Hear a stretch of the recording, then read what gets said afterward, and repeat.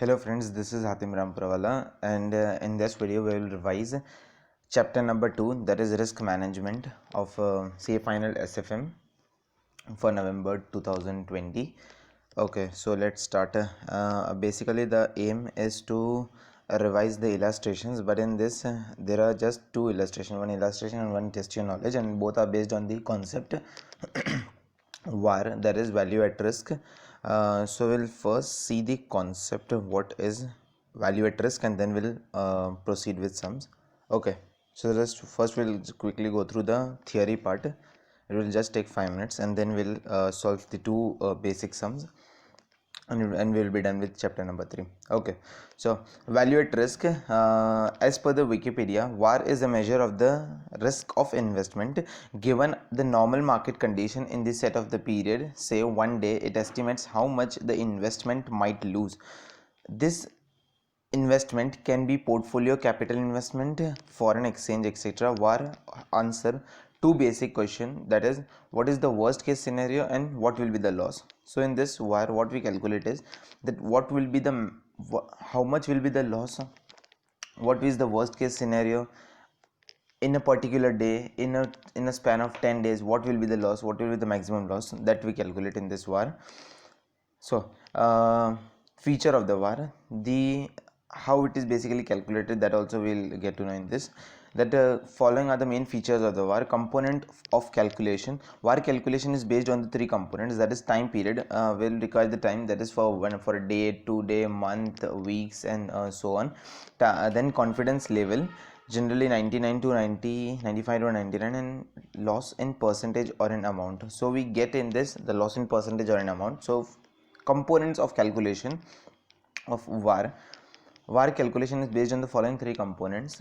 First, time period, confidence level, and percentage of loss. Okay, so second point, statistical method. It is a type of statistical tool based on standard deviation. In this VAR, how we calculate VAR is it is calculated as a standard deviation. We multiply with the what we say z factor, and taking into account the number of days. Okay, time time horizon. VAR can be applied for the different time horizons, say 1 day, 1 week, month, and so on. Then probability, assuming the value are normally attributed, probability of the maximum loss can be predicted. Control risk, risk can be controlled by selling the limits for maximum loss. Then z score, z score indicates that how many standard deviation is away from mean value of the population. How many standard deviation is away from mean value of the population. When it is multiplied with the standard deviation, it provides VAR. Okay, so it's like when the standard deviation is multiplied by the z score, that is confidence level, we get to VAR. Application of the VAR. VAR is value at risk can be applied to measure the maximum possible loss. So we get the maximum possible loss, then we set the benchmark, then fix the limit, then it helps in decision making, and it act as a tool. Value to VAR can be applied as a tool for the assets and the liability management, especially in banks. So we'll quickly go through again. That is to measure the maximum possible loss on any of the portfolio or trading position as a benchmark for the performance measurement of any operation or trading, to fix the limit for individual dealing in front office. Then to enable the management to decide trading strategies, it helps the management in deciding trading strategies, and as a tool for the assets and the liability management, especially in banks. So it is just simple concept of VAR. It is like VAR says what will be the worst case scenario, what will be the maximum possible loss. In application, what we do is fix a limit for an individual dealing in front office, like fix the limit of maximum loss. Then we get to know from this what will be the maximum possible loss in the portfolio, and what will be the loss amount. Okay, now we'll go through the example. The concept, this is one example and the one test your knowledge. Concept of VAR can be understood in better manner with the help of the following example. Suppose you hold 2 crore shares of X Limited, whose market price standard deviation is 2 per day. So investment is 2 crores rupees in shares of X Limited. Standard deviation in this, basically we just need three things.